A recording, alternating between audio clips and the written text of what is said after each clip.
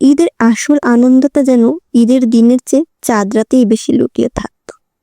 মনে পড়ে সেই ছোটবেলার কথা, ইফতারের পরপরই দৌড়ে ছাদে চলে যাওয়া, সবার চোখ পশ্চিম আকাশে, মেঘের আড়াল থেকে বাঁকা চাঁদটা কে আগে দেখতে পাবে, চলতো তারই প্রতিযোগিতা। হঠাৎ কেউ একজন চেঁচিয়ে উঠত, ওই তো চাঁদ, কাল ঈদ। আর সাথে সাথে পাড়ায় যেন আনন্দের বন্যা বয়ে যেত। রেডিও বা মসজিদের মাইকের ঘোষণার পর শুরু হতো আসল উত্তেজনা। ছাদ থেকে নেমেই প্রথম কাজ ছিল আলমারি থেকে নতুন জামাটা বের করা। একবার নয়, একটু পরপর আলমারি খুলে জামাটার দিকে তাকিয়ে থাকা, গায়ে ধরে আয়নায় দেখা আর ভাবা কাল সকালে কেমন লাগবে আমাকে। রাতের বেলা শুরু হতো আর এক উৎসব, দল বেঁধে মেহেদি দেয়া।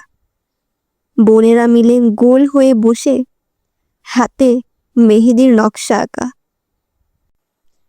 কার মেহেদির রং বেশি লাল হবে, কার নকশা সবচেয়ে সুন্দর, তা নিয়ে চলতো মিষ্টি তর্ক আর খুনসুটি।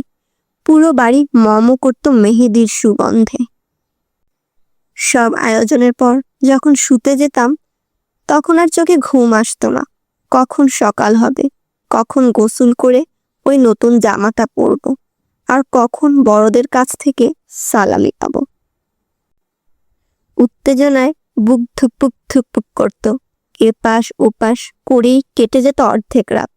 চোখে ঘুম নেই, শুধু আনন্দ আর অপেক্ষা।